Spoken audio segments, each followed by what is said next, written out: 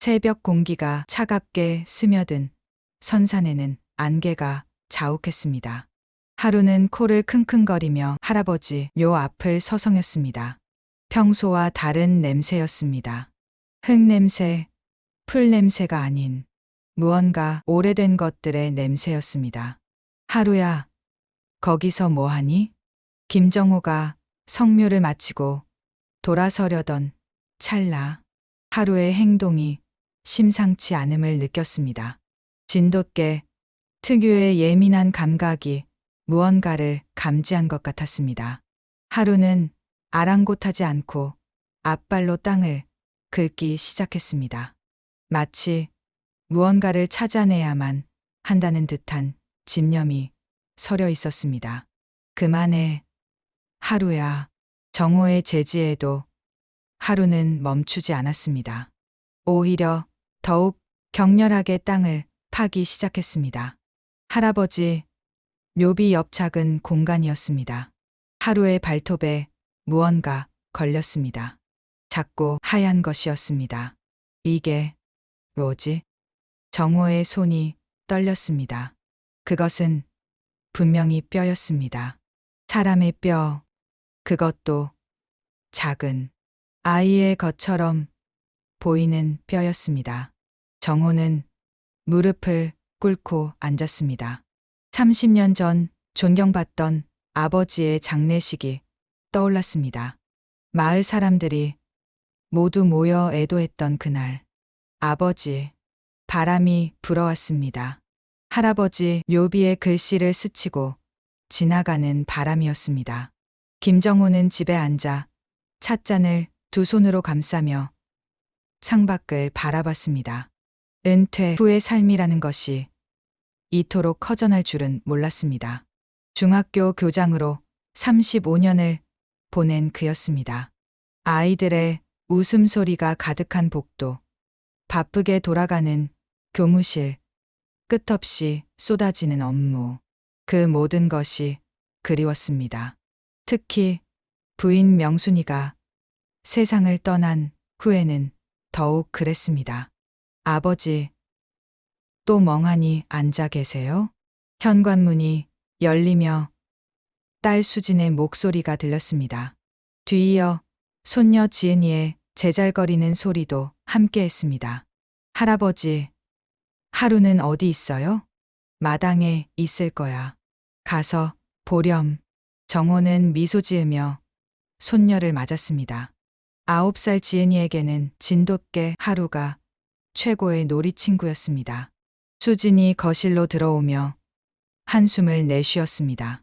40세의 그녀는 서울에서 변호사로 활동하고 있었습니다. 이혼 후 딸과 함께 살며 바쁜 일상을 보내고 있었습니다.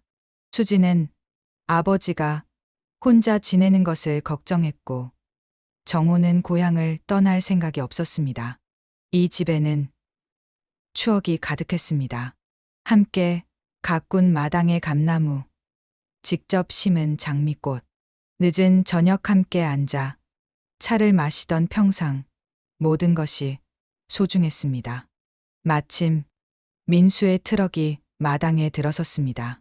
정호의 둘째 아들은 고향을 지켰습니다. 작은 건설업체를 운영하며 아버지와 가장 가까이에서 지내온 덕에 두 사람 사이에는 특별한 끈끈함이 있었습니다. 민수는 38세로 수진과는 성격이 정반대였습니다.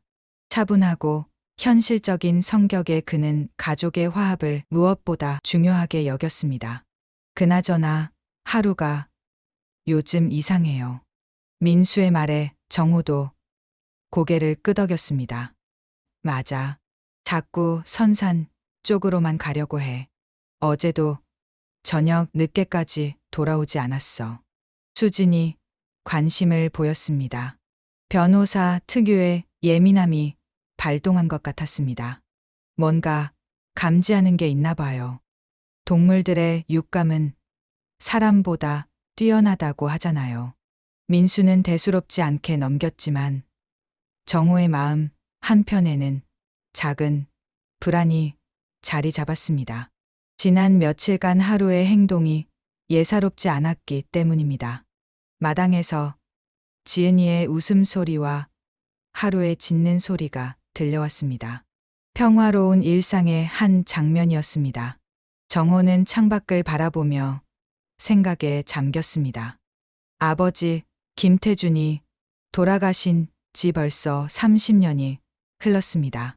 마을에서 존경받던 분이셨습니다. 일제강점기와 6.25 전쟁을 겪으면서도 가족을 굳건히 지켜낸 분이었습니다. 내일 성묘 갈 때 하루도 데리고 가야겠네. 정호의 혼잣말에 수진과 민수가 동시에 고개를 돌렸습니다. 왜요, 아버지? 글쎄, 뭔가 할아버지께서 부르시는 것 같아서. 정호 자신도 그 말의 의미를 정확히 알 수는 없었습니다. 다만 며칠째 계속되는 이상한 감각 때문이었습니다. 마치 누군가 자신을 부르는 것 같은, 무언가 중요한 일이 기다리고 있는 것 같은 느낌이었습니다. 그날 밤 정호는 쉽게 잠들지 못했습니다. 창밖에서는 하루가 선산을 바라보며 낮게 울부짖는 소리가 들려왔습니다. 마치 무언가를 애타게 부르는 듯한 소리였습니다. 새벽이 되어서야 하루는 조용해졌습니다. 그리고 정호는 꿈을 꾸었습니다. 아버지가 나오는 꿈을 말입니다. 하지만 그 꿈속의 아버지는 평소와 달리 무언가 말하고 싶어 하는 표정이었습니다. 입을 벌리려다가 닫고, 손짓을 하다가 멈추고, 답답해하는 모습이었습니다. 추석 아침, 가을 하늘이 높고 맑았습니다. 정호는 일찍 일어나 성묘 준비를 했습니다. 아버지, 준비 다 됐어요? 수진이 말끔한 차림으로 나왔습니다. 평소 바쁜 일상 때문에 성묘에 자주 참석하지 못했던 그녀였지만 오늘은 뭔가 다른 예감이 들어 꼭 참석하고 싶었습니다. 응, 민수도 곧 올 거야. 민수의 트럭이 마당에 들어섰습니다. 뒤에는 성묘용 도구들과 꽃들이 가득 실려 있었습니다. 하루야 같이 가자. 하루는 마치 이 말을 기다렸다는 듯 꼬리를 흔들며 정호 곁으로 달려왔습니다. 선산까지는 차로 10분 정도 걸렸습니다. 마을 뒷산 중턱에 자리한 김씨 가문의 선산은 5대째 조상들이 잠들어 있는 곳이었습니다. 공기가 정말 좋네요. 수진이 깊게 숨을 들이마셨습니다. 서울의 답답함에서 벗어나니 마음이 한결 가벼워졌습니다. 성묘는 정중하게 진행되었습니다. 정호가 먼저 절을 하고 수진과 민수가 뒤를 이었습니다. 지은이도 할아버지를 따라 조심스럽게 절을 했습니다. 그런데 하루의 행동이 심상치 않았습니다. 성묘가 진행되는 동안에도 계속 할아버지 요 옆을 서성이며 킁킁거렸습니다. 하루야 가만히 있어. 정호의 제지에도 하루는 멈추지 않았습니다. 오히려 더욱 흥분한 듯 땅을 긁기 시작했습니다. 뭔가 있나 봐요. 수진이 하루 곁으로 다가갔습니다. 변호사로 일하면서 키운 관찰력 발동했습니다. 누나, 위험해. 그냥 냅둬. 아니야. 뭔가 이상해. 하루가 파고 있는 곳은 할아버지 묘비에서 약 2미터 떨어진 작은 공간이었습니다. 평소에는 잡초만 자라던 곳이었는데 하루는 그곳을 집요하게 파고 있었습니다. 뭐야 이거? 수진의 목소리가 떨렸습니다. 하루가 파낸 흙 속에서 하얀 뭔가가 보였습니다. 정호와 민수가 달려왔습니다. 정호의 얼굴이 창백해졌습니다. 이건 뼈인가? 작고 하얀 뼈였습니다. 명백히 사람의 것으로 보였습니다. 그것도 아이의 것처럼 작은 뼈였습니다. 아버지, 이거 어떻게 된 거예요? 민수의 목소리가 떨렸습니다. 평소 침착한 그도 이 상황에서는 당황할 수밖에 없었습니다. 하루는 여전히 파고 있었습니다. 더 많은 것들이 나왔습니다. 작은 뼈들과 함께 낡은 천 조각도 보였습니다. 할아버지, 이건 뭐예요? 지은이가 무서워하며 정호의 옷깃을 잡았습니다. 지은아, 저기 가서 기다려. 정호의 목소리가 무거웠습니다. 30년간 아버지를 존경하며 살아온 그였습니다. 아버지의 묘 옆에서 이런 것이 나온다는 것은 일단 경찰에 신고해야 하는 거 아니에요? 수진이 휴대폰을 꺼내려 했습니다. 잠깐. 정호가 급히 수진의 손을 막았습니다. 왜요, 아버지? 이건 명백히 유골이에요. 어떻게 여기에? 일단 우리끼리 상의해보자. 성급하게 행동하면 안 돼. 민수가 조심스럽게 말했습니다. 아버지, 이거 혹시 할아버지와 관련된 건 아니겠죠? 정적이 흘렀습니다. 세 사람 모두 같은 생각을 하고 있었지만 아무도 먼저 말하고 싶지 않았습니다. 하루가 더 깊이 파기 시작했습니다. 이번에는 더 큰 뼈가 나왔습니다. 성인 여성의 것으로 보이는 뼈였습니다. 여기에 2명이 묻혀 있어요. 성인 여성과 아이. 정호가 주저앉았습니다. 아버지의 묘 옆에서 이런 일이 도대체 무슨 일이었던 걸까요? 아버지, 이거 할아버지가 묻으신 건 아니겠죠? 설마. 민수의 말에 정호는 고개를 저었습니다. 하지만 확신이 서지 않았습니다. 모르겠어. 정말 모르겠어. 바람이 불어왔습니다. 묘비 위에 낙엽들이 바스락거렸습니다.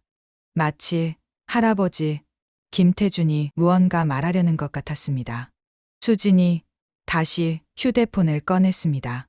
아버지, 이런 일을 그냥 넘길 수는 없어요. 신고해야 해요. 누나, 잠깐만. 기다려봐.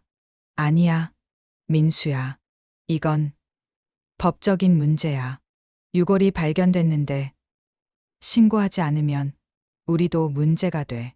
형제 간에 의견이 갈렸습니다. 수지는 법적 절차를 밟아야 한다고 주장했고, 민수는 가족의 명예를 먼저 생각했습니다. 정호는 2 자녀를 바라봤습니다. 둘 다 틀린 말은 아니었습니다. 일단 오늘은 집으로 돌아가자. 하룻밤 생각해보고 내일 결정하자. 아버지, 누나 아버지 말씀이 맞아. 너무 성급하게. 성급한 게 아니라 당연한 거야. 이건 범죄일 수도 있다고. 목소리가 높아졌습니다. 평소 사이좋던 남매에게 처음으로 깊은 갈등이 생긴 순간이었습니다. 일단 이걸로 덮어두자. 정호가 삽으로 흙을 덮기 시작했습니다. 민수가 도왔습니다. 하지만 수지는 가만히 서서 지켜만 봤습니다. 집으로 돌아가는 길. 차 안은 무거운 침묵에 휩싸였습니다. 각자 다른 생각에 잠겨 있었습니다.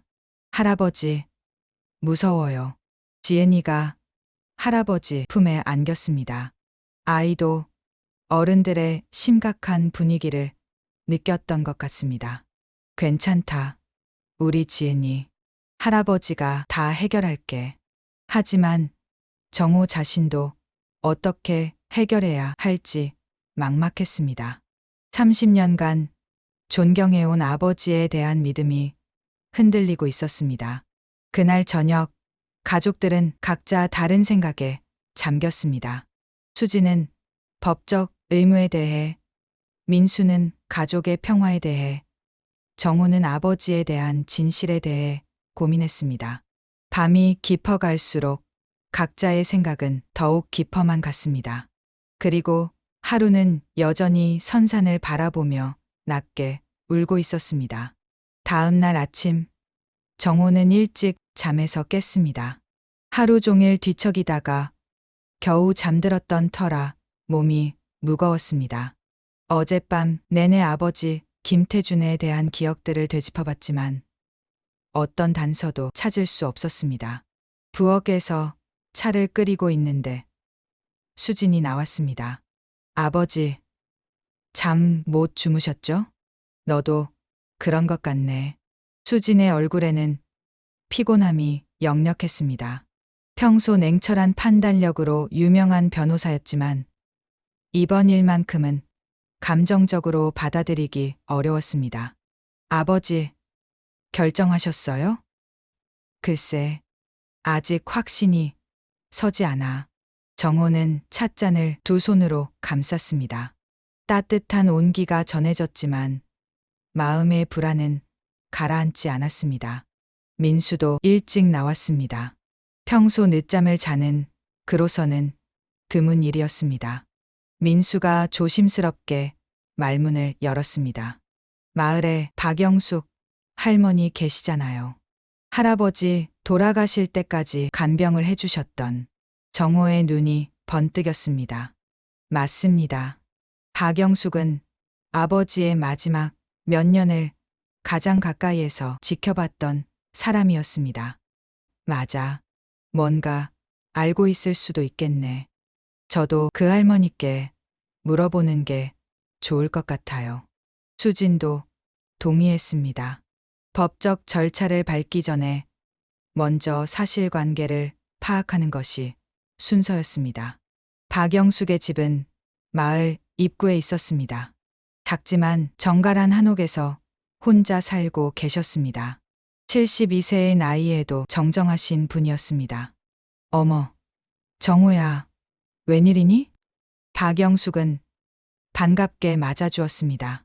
정호를 어릴 때부터 봐온 터라 아직도 어린아이 대하듯 했습니다. 할머니, 안녕하세요. 수진과 민수도 정중하게 인사했습니다. 사실 여쭤볼 일이 있어서 왔습니다. 정호가 진지한 표정으로 말했습니다. 박영숙의 표정도 심각해졌습니다. 무슨 일이니?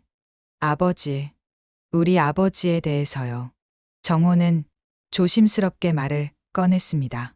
어제 선산에서 있었던 일을 설명했습니다. 하루의 이상한 행동, 유골 발견, 가족들의 혼란. 박영숙의 얼굴이 점점 굳어졌습니다. 마치 언젠가는 올 줄 알았던 순간이 온 것 같은 표정이었습니다. 할머니, 뭔가 아시는 게 있으시죠? 수진이 예리하게 물었습니다. 변호사로서의 직감이 작동했습니다. 박영숙은 한참 동안 말이 없었습니다. 그리고는 깊은 한숨을 내쉬었습니다. 정호야, 내 아버지가 돌아가시기 전에 하신 말씀이 있어. 무슨 말씀이요? 언젠가는 알려지게 될 거라고. 그때가 되면 용서해달라고. 정호의 가슴이 철렁 내려앉았습니다. 할머니, 정확히 무슨 일인지 말씀해 주세요. 민수가 간절한 목소리로 부탁했습니다. 박영숙은 잠시 망설이다가 입을 열었습니다. 6.25 때의 일이야. 내 아버지가 25살 때였지. 전쟁 때요? 그때 피난민들이 많이 왔었어. 우리 마을에도. 그중에 여자가 하나 있었어. 20살쯤 된. 박영숙의 목소리가 떨렸습니다. 그 여자가 아이를 낳다가 세상을 떠났어. 아이도 살지 못했고. 그게 어떻게 아버지와? 정호의 목소리도 떨렸습니다. 내 아버지가 그 여자를 사랑했어. 전쟁 중이라 제대로 혼인도 못하고. 하지만 진심이었어. 충격이었습니다. 정호는 아버지가 어머니 한 분만을 사랑했다고 믿어왔습니다. 그래서 할아버지가 그들을 묻어주신 건가요? 수진이 떨리는 목소리로 물었습니다. 그래. 자신의 묘 옆에 영원히 함께 있고 싶다고 하셨어. 그게 마지막 소원이라고. 박영숙의 눈가에 눈물이 맺혔습니다. 정적이 흘렀습니다. 숨겨져 있던 진실이 드러나는 순간이었습니다. 우리 어머니는 아셨나요? 정호가 조심스럽게 물었습니다. 박영숙이 고개를 끄덕였습니다. 알고 계셨어. 하지만 용서하셨지. 전쟁의 아픔이라고. 그때는 모든 게 혼란스러웠으니까. 할머니가 그런 일까지? 수진이 놀랐습니다. 할머니는 평생 자상하고 온화한 분이셨는데 그런 큰 아픔을 혼자 간직하고 계셨던 것입니다. 훌륭한 분이셨어. 네, 할머니는. 박영숙의 말에 정호는 복잡한 심경이 되었습니다. 아버지에 대한 실망감과 어머니에 대한 존경심이 뒤섞였습니다. 세 사람은 서로를 바라봤습니다. 각자 다른 생각을 하고 있었습니다. 수지는 변호사로서의 의무감을 느꼈습니다. 이제 사실관계가 어느 정도 밝혀진 이상 법적 절차를 밟아야 한다고 생각했습니다. 민수는 여전히 가족의 평판을 걱정했습니다. 이런 일이 알려지면 마을에서 어떤 시선을 받게 될지. 정호는 아버지에 대한 복잡한 감정에 휩싸였습니다. 실망감, 이해심, 분노, 연민. 모든 감정이 뒤엉켜 있었습니다. 할머니, 마지막으로 한 가지만 더 여쭤볼게요. 수진이 말했습니다. 그 여자분, 이름이 뭐였나요? 박영숙이 잠시 생각하더니 대답했습니다. 은주. 김은주였어. 참 예쁜 아이였지. 김은주. 그 이름을 들은 순간 정호는 무언가 기억나는 것 같았습니다. 어릴 때 아버지가 혼자 중얼거리던 이름 같았습니다. 할아버지가 가끔 그 이름을 부르셨어요. 꿈결에서. 정호의 말에 박영숙이 고개를 끄덕였습니다. 평생 잊지 못하셨을 거야. 집으로 돌아가는 길. 세 사람은 각자 다른 생각에 잠겼습니다. 아버지, 이제 어떻게 할 거예요? 수진이 조심스럽게 물었습니다. 모르겠다. 정말 모르겠어. 정호는 지쳐 보였습니다. 하루 만에 너무 많은 것이 바뀌어 버렸습니다. 형제의 의견은 여전히 평행선을 그었습니다. 집에 도착하자 하루가 반갑게 맞아주었습니다. 하지만 오늘따라 하루의 눈빛이 다르게 보였습니다. 마치 모든 것을 알고 있다는 듯한. 하루야, 너는 처음부터 알고 있었던 거니? 정호가 하루를 쓰다듬으며 중얼거렸습니다. 하루는 짧게 한 번 짖었습니다. 대답인지 위로인지 알 수 없는 울음소리였습니다. 그날 밤 정호는 오래된 사진첩을 꺼내 들었습니다. 아버지의 젊은 시절 사진들을 하나하나 들여다봤습니다. 6.25 전후의 사진들을 보며 혹시 그 김은주라는 여인의 흔적을 찾을 수 있을까 해서였습니다. 한 장의 흑백 사진이 눈에 들어왔습니다. 아버지가 20대 중반쯤으로 보이는 시절의 사진이었습니다. 혼자 찍은 사진이었는데 표정이 어딘지 쓸쓸해 보였습니다. 사진 뒷면에 희미하게 글씨가 적혀 있었습니다. 은주야, 미안해. 1951년 가을, 정호의 손이 떨렸습니다. 아버지의 글씨였습니다. 그리고 그 날짜는 박영숙이 말한 그 시기와 일치했습니다. 아버지, 정호는 사진을 가슴에 눌렀습니다. 갑자기 아버지의 마음이 느껴지는 것 같았습니다. 평생을 짊어지고 살아야 했던 죄책감과 그리움이 다음 날 오전 정혼의 집 거실은 무거운 분위기에 휩싸였습니다. 경찰서에 가기로 한 결정을 두고 마지막 가족회의가 열린 것입니다. 누나 정말 이렇게 해야 돼? 민수가 마지막으로 반대 의견을 내놨습니다. 민수야, 우리가 이걸 숨긴다고 해서 없어지는 게 아니야. 언젠가는 누군가 알게 될 거야. 수진의 말이 논리적이었지만 민수는 여전히 납득하기 어려웠습니다. 하지만 할아버지의 명예가, 명예? 지금 상황에서 무슨 명예? 수진의 목소리가 날카로워졌습니다. 누나는 서울에 살아서 모르시겠지만 여기 사는 사람들 입장에서는 그래서 뭐 계속 숨기고 살자고? 남매 간의 갈등이 깊어졌습니다. 평소 사이좋던 두 사람이 이렇게 대립하는 모습을 본 적이 없었습니다.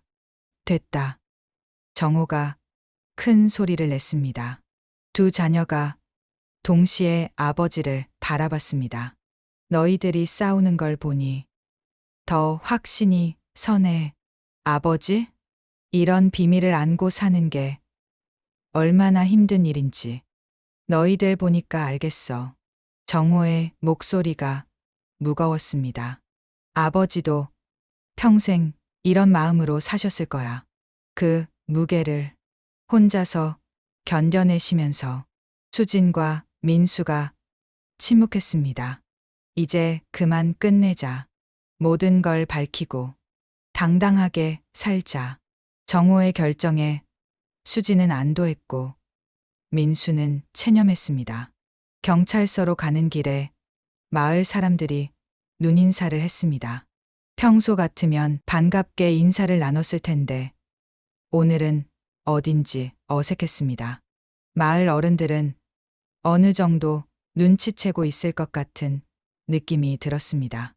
의성경찰서는 작은 규모였습니다.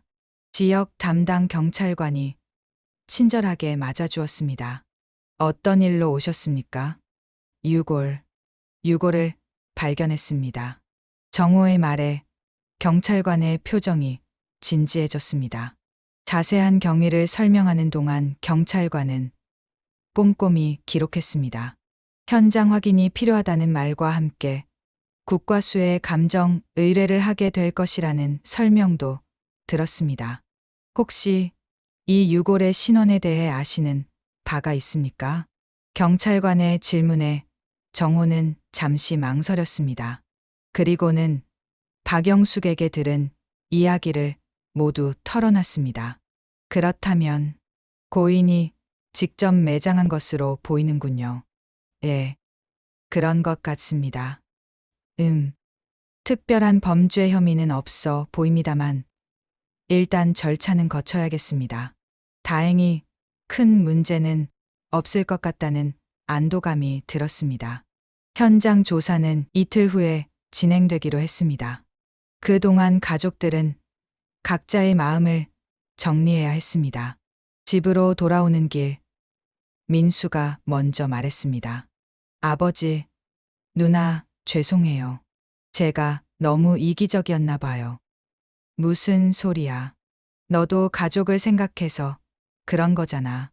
수진이 동생의 손을 잡았습니다. 정호가 두 자녀를 바라봤습니다. 어느새 어른이 된 아이들이었습니다.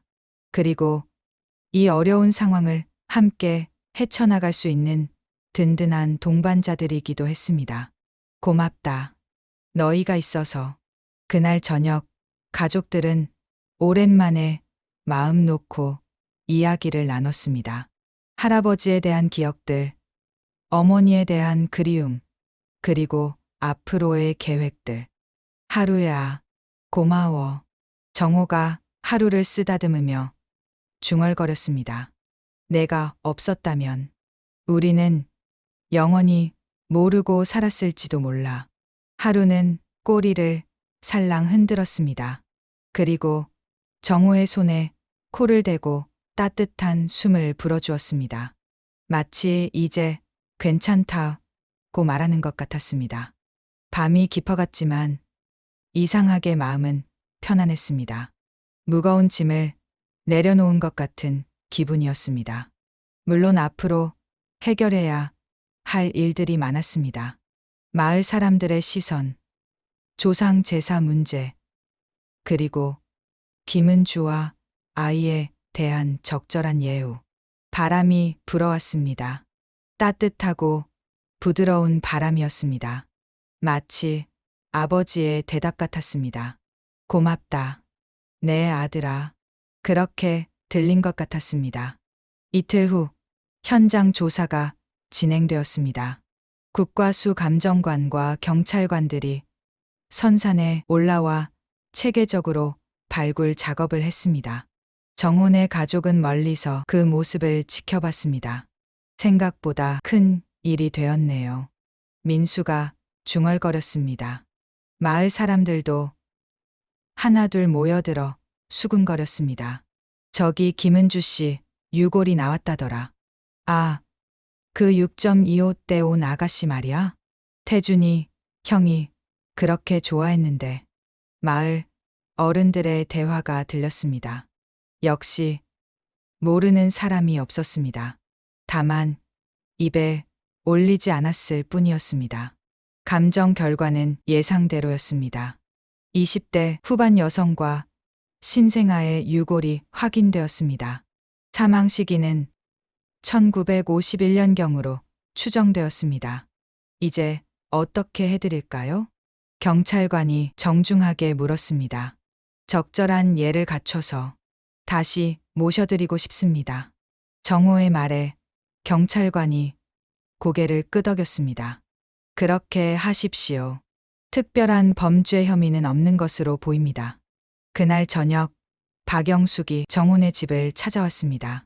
손에는 낡은 상자 하나를 들고 있었습니다.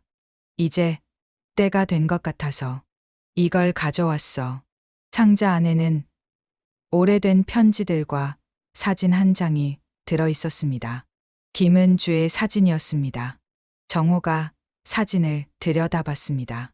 수수한 차림의 젊은 여성이었습니다. 맑고 순수한 눈빛이 인상적이었습니다. 정말 예쁜 분이셨네요. 수진이 감탄했습니다. 그래, 마음씨도 착했어. 피난 와서 힘들었을 텐데도 항상 웃음을 잃지 않았지. 영숙의 목소리에 그리움이 묻어났습니다. 할머니, 편지는 뭐예요? 할아버지가 은주에게 썼던 편지들이야. 정호가 조심스럽게 편지 한 통을 펼쳤습니다. 아버지의 어린 글씨로 가득했습니다. 은주야, 오늘도 너를 그리워한다. 전쟁이 끝나면 우리 정식으로 혼례를 올리자. 그리고 아이와 함께 행복하게 살자. 매일 밤 그 꿈을 꾸며 잠이 든다. 편지를 읽는 정호의 눈가에 눈물이 맺혔습니다. 젊은 날 아버지의 순수한 사랑이 고스란히 담겨 있었습니다. 정말 사랑하셨구나. 그래. 평생토록. 그래서 내 어머니에게도 미안해 하셨어. 마음 한구석은 항상 은주에게 있었으니까. 박영숙의 말에 가족들은 침묵했습니다. 그런데 할머니, 수진이 조심스럽게 물었습니다.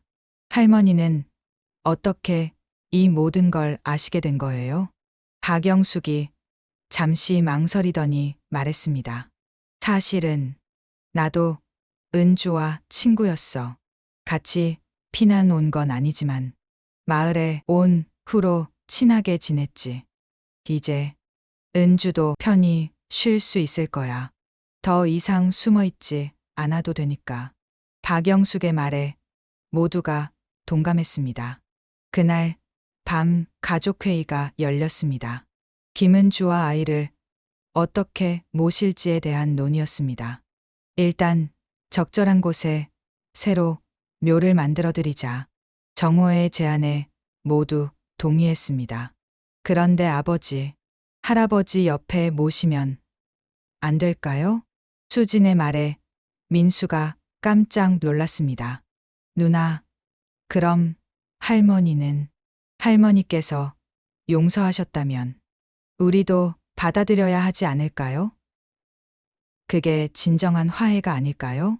수진의 말이 일리 있었습니다. 하지만 쉽게 결정할 일은 아니었습니다. 일단 마을 어른들과 상의해보자. 정호의 제안에 모두 고개를 끄덕였습니다. 다음 주 마을 회관에서 특별한 모임이 열렸습니다. 김태준의 일에 대해 마을 어른들과 이야기를 나누기 위해서였습니다. 참석한 어른들은 대부분 70대 이상이었습니다.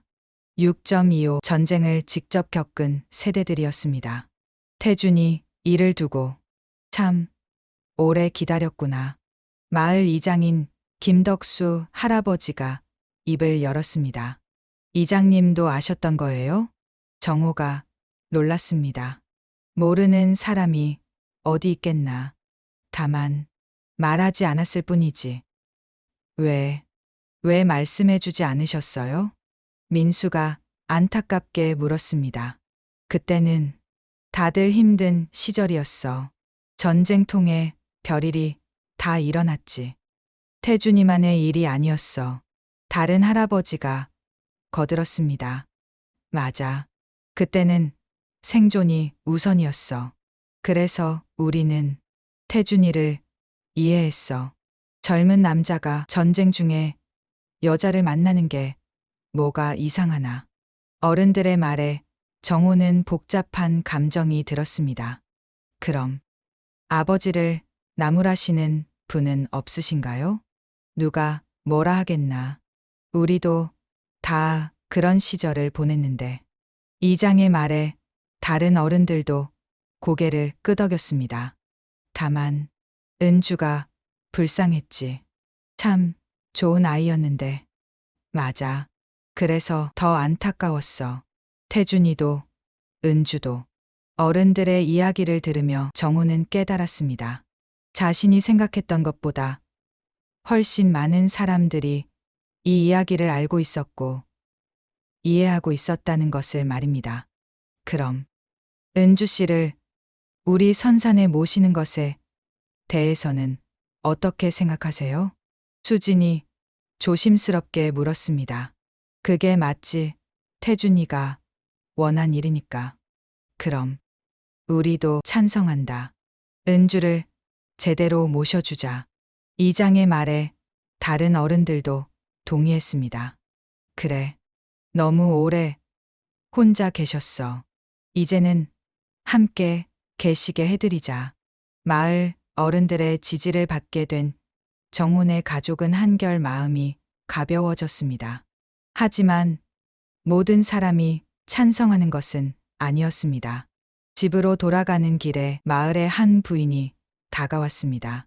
정호 씨, 잠깐만요. 50대 중반의 박정숙이었습니다. 마을에서 보수적인 성향으로 유명한 분이었습니다.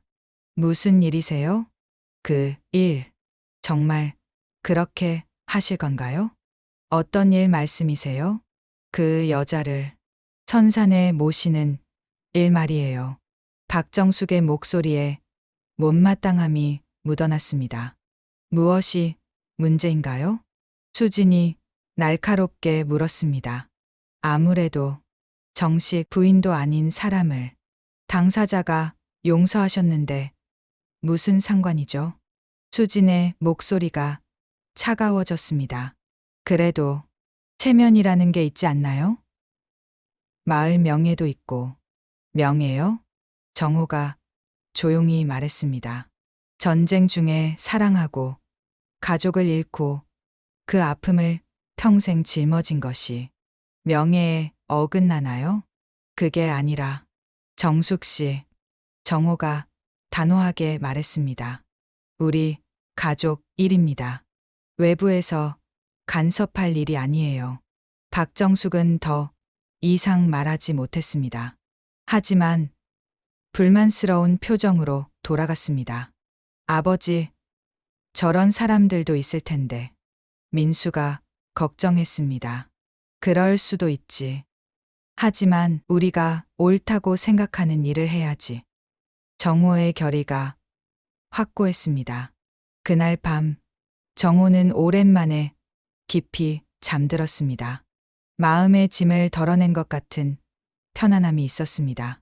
일주일 후 김은주와 아이를 위한 새로운 묘가 선산에 마련되었습니다.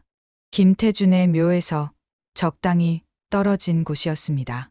함께 있지만 예의를 지키는 자리였습니다. 장례는 조촐하게 치러졌습니다. 마을 어른들과 정혼의 가족, 그리고 박영숙이 참석했습니다. 영숙이 직접 준비한 재물이 상에 올려졌습니다. 김은주가 생전에 좋아했던 음식들이었습니다. 은주야, 이제 편히 쉬어라. 오래 기다렸지? 박영숙의 말에 참석자들 모두 숙연해졌습니다. 정호가 향을 피우며 절을 올렸습니다. 수진과 민수, 그리고 어린 지은이까지 차례로 절을 올렸습니다. 마지막에 하루가 묘 앞으로 다가갔습니다. 그리고 잠시 멈춰 서서 조용히 앉았습니다. 마치 자신의 역할을 마무리하는 듯한 모습이었습니다. 장례를 마친 후 가족들은 김태준의 묘 앞에도 들렀습니다. 아버지, 이제 혼자가 아니에요. 사랑하는 사람과 함께 계세요. 정호의 말에 바람이 불어왔습니다. 따뜻한 가을 바람이었습니다. 묘비에 새겨진 김태준의 이름이 햇살에 반짝였습니다. 마치 고맙다고 말하는 것 같았습니다. 그날 저녁 집으로 돌아와서도 가족들의 마음은 편안했습니다. 긴 여정이 끝난 것 같은 안도감이 있었습니다. 아버지, 이제 정말 끝난 건가요? 지은이가 할아버지에게 물었습니다. 그래, 우리 지은이. 이제 모든 게 제자리를 찾았어. 정호가 손녀를 안으며 말했습니다. 하루도 이제 무덤을 안 파헤칠까요? 그럴 거야. 하루가 할 일은 다 끝났으니까. 이제 하루는 더 이상 선산 쪽으로 가려 하지 않았습니다. 대신 평소처럼 마당에서 평온하게 지냈습니다. 그런데 예상치 못한 일이 벌어졌습니다. 일주일 후 마을에 소문이 퍼지기 시작했습니다. 일부 사람들이 이 일을 문제 삼기 시작한 것입니다. 특히 박정숙을 중심으로 몇몇 부인들이 모여서 수군거렸습니다. 그래도 체면이라는 게 있지. 마을 이미지도 생각해야 하는 거 아니야? 아이들 교육에도 좋지 않아. 소문은 눈덩이처럼 커졌습니다. 그리고 마침내 정혼의 집까지 영향을 미치기 시작했습니다. 지은이가 밖에서 놀다가 울며 들어왔습니다. 할아버지, 친구들이 이상한 말 해요. 무슨 말? 할아버지의 아빠가 나쁜 사람이라고. 정호의 가슴이 아팠습니다. 아이에게까지 상처를 주다니. 수진이 화가 났습니다. 대체 어른들이 아이들한테 무슨 말을 한 거야.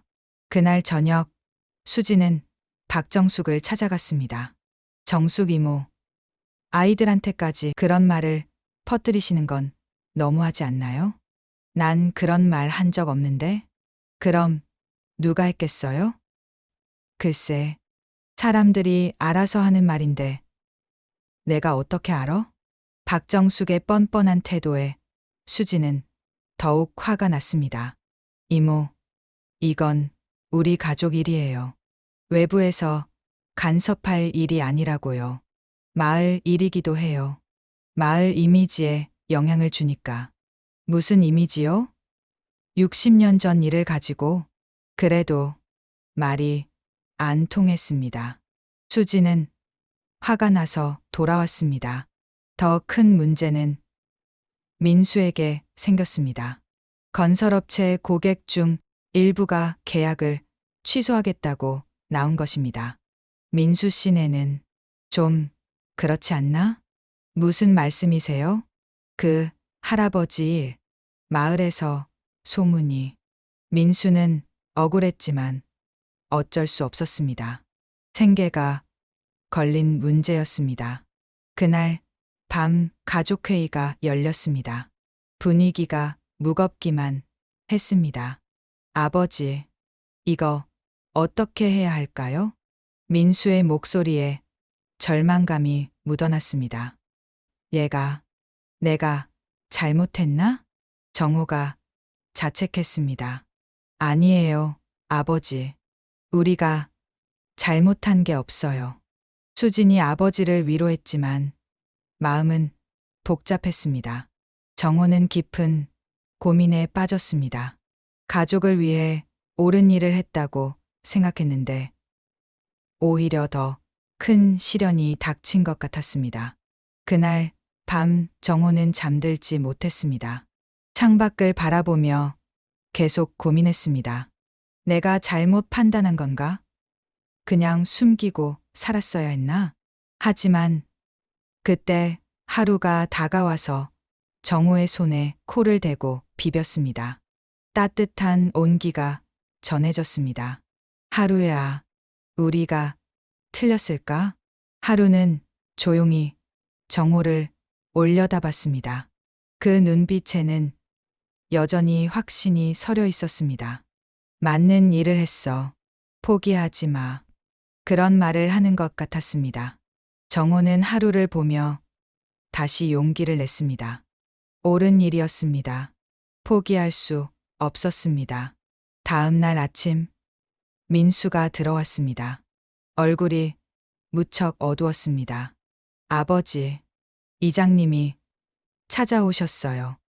이장님이? 밖으로 나가보니 김덕수 이장이 심각한 표정으로 서 있었습니다. 무슨 일이세요? 정호야, 좀 심각해졌어. 뭐가요? 마을 부인회에서 정식으로 항의를 하겠다고 해. 정호의 얼굴이 굳어졌습니다. 무슨 항의요? 김은주 씨 묘를 다른 곳으로 옮기라는 거야. 부인회에 그런 권한이 있나요? 수진이 날카롭게 물었습니다. 법적으로는 없지. 하지만 마을 공동체 차원에서는 이장도 난처해 보였습니다. 이장님도 그렇게 생각하세요? 정호가 직접 물었습니다. 나는 개인적으로는 찬성해. 하지만 마을 전체 분위기요? 절반 정도는 반대하고 있어. 생각보다 심각했습니다. 마을이 두 편으로 갈라진 것입니다. 그럼 어떻게 하자는 건가요? 일단 마을회의를 열어서 모두 모여서 이야기해보자. 정호가 씁쓸하게 웃었습니다. 우리 가족 일을 마을에서 토론한다고요? 그게 아니라 마을 공동체 문제니까. 이장의 말에 정호는 화가 났습니다. 이장님, 이건 우리 사적인 일이에요. 마을에서 간섭할 일이 아니라고요. 정호야, 진정해. 나도 어쩔 수 없어. 마을 사람들이 뭐요? 60년 전 일을 가지고 지금 와서 시비를 거는 게 말이 됩니까? 목소리가 높아졌습니다. 수진과 민수가 아버지를 말렸습니다. 아버지, 진정하세요. 진정하라고? 우리가 뭘 잘못했다고. 정호의 분노가 폭발했습니다. 참고 참았던 감정이 터진 것입니다. 이장은 난처해하며 돌아갔습니다. 그리고 가족들만 남았습니다. 아버지, 이제 정말 어떻게 해야 할까요? 민수가 절망적인 목소리로 물었습니다. 정호는 한동안 말이 없었습니다. 그리고는 조용히 말했습니다. 마을회의 해보자. 아버지? 당당하게 나가서 우리 입장을 말해보자. 수진이 걱정했습니다. 하지만 아버지, 굳이 일을 크게 만들 필요가 있을까요? 그래도 해야 해. 우리가 옳다는 걸 보여줘야 해. 정호의 결의가 확고했습니다. 네, 아버지. 수진과 민수가 고개를 끄덕였습니다. 마을회의가 열린 날은 쌀쌀한 가을 저녁이었습니다. 마을 회관에 사람들이 하나둘 모여들었습니다. 찬성하는 사람들과 반대하는 사람들이 자연스럽게 양편으로 나뉘어 앉았습니다. 정혼의 가족은 맨 앞자리에 앉았습니다. 긴장된 표정이었지만 의지가 엿보였습니다. 김덕수 이장이 회의를 시작했습니다. 오늘은 김태준 어르신과 관련된 일로 모였습니다. 먼저 반대파의 대표인 박정숙이 발언했습니다. 이장님, 저희는 마을의 품위를 지키고 싶습니다. 아무리 예실이라고 해도. 품위요? 정호가 일어섰습니다. 정숙 씨, 사랑하는 것이 품위에 어긋나나요? 전쟁 중에 만난 두 사람이 사랑한 것이? 그게 아니라 정식 부인이 아닌 사람을. 그럼 전쟁 중에 혼인신고를 하라고 했어야 했나요? 폭격이 떨어지는 상황에서 정호의 반박에 박정숙이 말문이 막혔습니다. 이때 마을의 한 할아버지가 일어났습니다. 85세의 최노인이었습니다. 얘가 한 말씀 하겠소. 모두가 최노인을 바라봤습니다. 마을에서 가장 연장자였고 모두가 존경하는 분이었습니다. 나는 그때를 기억하오. 6.25 때를. 최노인의 목소리가 떨렸습니다. 그때는 오늘 살고 내일 죽을지 모르는 시절이었소.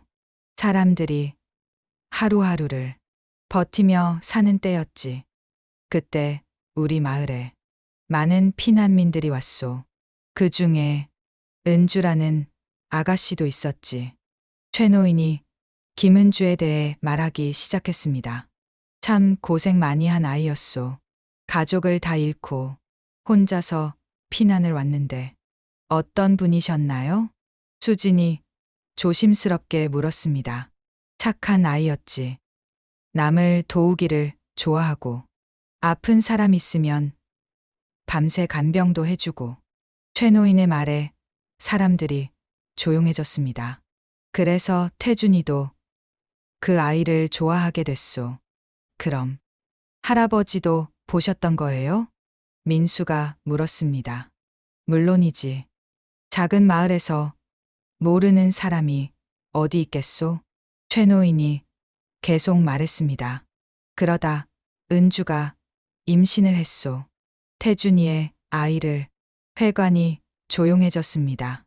그때 태준이가 참 고민을 많이 했지. 이미 약혼한 처자가 있었거든. 정호의 어머니 이야기였습니다. 하지만 은주를 버릴 수도 없었소. 아이까지 생겼는데. 그럼 어떻게 하셨나요? 태준이가 두 여자에게 모두 솔직하게 말했소. 자신의 마음과 상황을. 놀라운 이야기였습니다. 그럼 할머니도 처음부터 아셨던 거예요? 수진이 놀랐습니다. 그렇소. 그런데 놀라운 건 두 여자의 반응이었지. 어떤 반응이요? 은주는 자신 때문에 태준이가 어려워하는 걸 보고 떠나겠다고 했소. 떠나겠다고요? 아이를 낳으면 혼자 키우겠다고. 태준이를 힘들게 하고 싶지 않다고. 사람들이 숨을 죽이며 들었습니다. 그런데 내 할머니가 말렸지.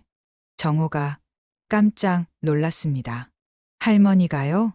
그래, 혼자서는 아이를 키우기 어렵다고 함께 살자고 했지. 함께요? 전쟁 중이니까 가족이 많을수록 좋다고. 서로 도우며 살자고. 믿을 수 없는 이야기였습니다. 그럼 할머니와 은주 씨가 함께 몇 달 동안 한 집에서 살았소. 서로 자매처럼. 최 노인의 말에 모든 사람이 놀랐습니다. 하지만 은주가 아이를 낳다가 세상을 떠났지. 아이도 함께. 그때 할머니는 어떠셨어요? 굉장히 슬퍼했지. 진짜 자매를 잃은 것처럼. 최 노인의 목소리가 떨렸습니다.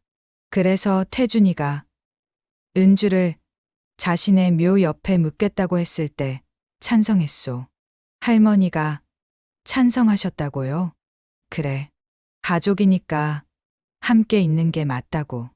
회관 안이 완전히 조용해졌습니다. 모든 사람이 이 놀라운 이야기에 압도되었습니다. 정호는 눈물을 흘렸습니다. 아버지와 어머니에 대한 오해가 모두 풀렸습니다.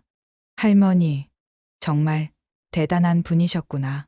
수진도 울었습니다. 할머니의 넓은 마음에 감동받았습니다.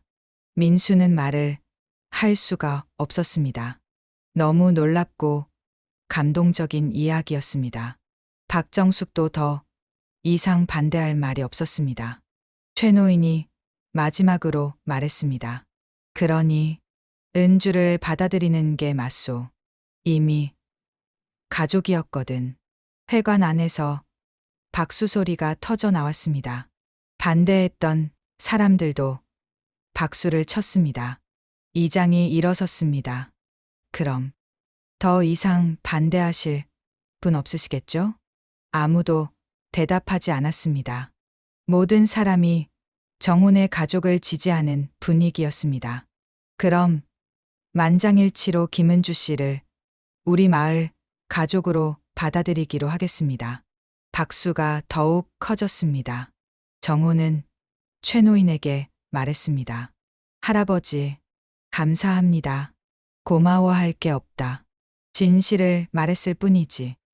그날 밤 집으로 돌아온 정훈의 가족은 서로를 끌어안았습니다. 하루도 꼬리를 흔들며 기뻐했습니다. 마치 모든 일이 잘 해결된 것을 아는 것 같았습니다. 한 달이 지나고 가을이 깊어갔습니다. 마을은 완전히 평온을 찾았습니다. 오히려 이전보다 더 따뜻한 분위기가 되었습니다. 정호는 하루와 함께 선산에 올라갔습니다. 아버지의 묘 앞에서 먼저 절을 올렸습니다. 아버지, 이제 편히 쉬세요. 모든 분들이 이해해 주셨어요. 그리고 김은주의 묘로 갔습니다. 은주님, 이제 정말 가족이 되셨어요. 환영합니다. 하루도 두 묘 앞에서 조용히 앉았습니다. 더 이상 파헤치려 하지 않았습니다. 평화로운 모습이었습니다. 정호는 문득 깨달았습니다. 이 모든 일이 우연이 아니었다는 것을 말입니다. 하루가 진실을 찾아낸 것도, 가족이 화해하게 된 것도, 마을 사람들이 이해해 준 것도, 모든 것이 필연이었다는 생각이 들었습니다. 아버지, 어머니, 그리고 은주님, 정호가 조용히 말했습니다. 모두 함께 계셔서 우리 가족을 지켜주시는 거죠? 바람이 더 세게 불었습니다. 마치 그렇다고 대답하는 것 같았습니다. 집으로 돌아가는 길, 하루가 갑자기 멈춰 섰습니다. 그리고 뒤를 돌아봤습니다. 선산 쪽을 바라보며 짧게 한번 짖었습니다. 인사하는 것 같았습니다. 마지막 인사를 말입니다. 그날 밤 정호는 오랜만에 깊이 잠들었습니다. 꿈에서 세 사람을 만났습니다. 아버지 김태준, 어머니, 그리고 김은주였습니다. 모두 평화로운 미소를 짓고 있었습니다. 고맙다, 아들아. 이제 모든 게 제자리를 찾았구나. 감사해요. 정말 감사해요. 세 사람의 목소리가 들렸습니다. 꿈에서 깬 정호는 눈물을 흘리고 있었습니다. 하지만 슬픈 눈물이 아니었습니다. 지금까지 한 가족의 이야기를 들어주셔서 감사합니다. 이 가족에게 하고 싶은 이야기가 있거나 응원을 해주고 싶다면 댓글로 남겨주세요. 다음에 더 재밌는 이야기로 찾아오겠습니다. 인생 오디오였습니다.